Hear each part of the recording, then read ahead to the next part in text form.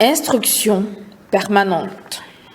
Je sais qu'il faut un syndicat national d'étudiants d'extrême gauche révolutionnaire, marxiste, trotskiste qui, dans 10 ans, aura besoin d'un coup de barre à droite. Je sais qu'il faut, au même moment, un syndicat d'étudiants réactionnaires, anarcho-fascistes d'extrême droite, et comme un syndicat a pour but de défendre les intérêts de ses membres, notre syndicat défendra si bien ses idées que tout le monde sera unanime à exiger que l'on change de cap, car la conjoncture aura évolué en 10 ans.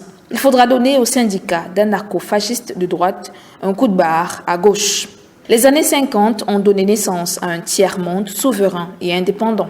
L'usage créant l'usure, les souverainetés seront exsangues et les indépendances diluées dans 20 ans. Il convient donc de mettre sur pied un mécanisme de récupération qui s'appuie sur les 2 forces prévues dans le schéma 1, ci-contre destiné à éliminer tous les fantoches. En programmant la prise du pouvoir par des égoïstes suffisamment responsables de leur égoïsme, s'appuyant sur des syndicats activistes à la 17e année, nous ordonnons que le terrorisme commence cette année-là. Tous ceux qui oseront le déclencher avant doivent être considérés comme des ennemis du peuple et doivent être châtiés sans merci, car pour nous, la stratégie à retenir ne peut être que celle du noyautage de tout l'appareil politique, économique et social actuel. Pour y parvenir, il faut faire semblant d'épouser les idées du régime et de compromettre tout le monde. Parallèlement, il nous faut continuer à intensifier la formation de nos cadres de demain que l'on prendra soin de tenir éloignés de la situation ambiante grâce à de longues études ou à leur maintien dans des postes diplomatiques. À ce propos, il est d'une extrême urgence de saluer les bonnes grâces des ministres des Affaires étrangères, de l'Éducation nationale et de la fonction publique et de s'introduire dans les multinationales. Je sais que le développement... Mais mademoiselle, écrivez donc. Nous devons avoir terminé avant l'heure de mon rendez-vous, qui est dans 10 minutes. Mademoiselle n'écrivait plus. Elle contemplait l'homme qui faisait la dictée, les yeux subitement agrandis et ses reflets émeraudes scintillant dans la pénombre du bureau au store baissé. Mademoiselle paraissait vêtue de calme et d'amour, car toute son attitude était d'abandon total, d'offrande. Elle était vêtue de beauté et de charme que renforçait un parfum provoquant.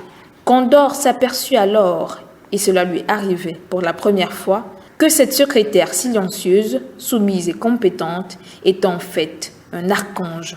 Condor se rappela que son manuel de parfait chef révolutionnaire mettait en garde contre l'attirance exercée par les femmes sur les meneurs. Ce manuel recommandait une solution radicale lorsqu'un chef estimait que sa passion pour une femme risquait de démobiliser sa vigilance. Et cette solution, c'était ou l'éloignement de la cause du mal ou la condamnation à mort.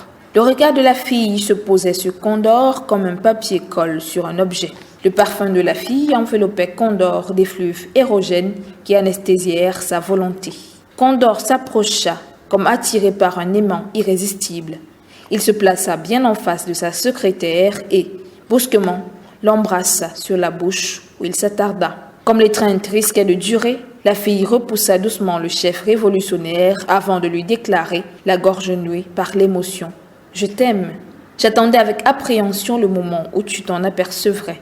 Maintenant que je vais disparaître de ton existence, je me console de savoir que toi aussi, tu m'aimes. » Mais Condor le cynique, l'homme qui, sur le papier, avait déjà tué tant de ses semblables, dans les convulsions politiques qu'il imaginait, dans les guerres fratricides qu'il programmait, dans les dures rivalités de personnes qu'il prévoyait, Condor l'exilé, l'homme au cœur de fer torsadé, se surprit à dire « Tu mourras de bonheur dans mes bras, et cela tous les jours que le temps fabrique pour nous.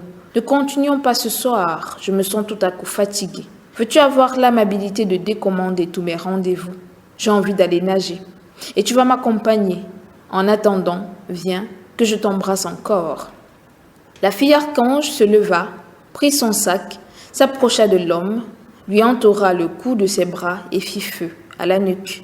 La balle entra par le bulbe rachidien, traversa le cerveau et ressortit par la naissance des cheveux sur le front. La fille archange appartenait dans son pays à la section numéro 3, celle dont les membres avaient pour mission de liquider les opposants dangereux installés en dehors des frontières nationales. Dans ce monde des droits de l'homme et de la relativité de l'existence, ce genre de choses existait. encore.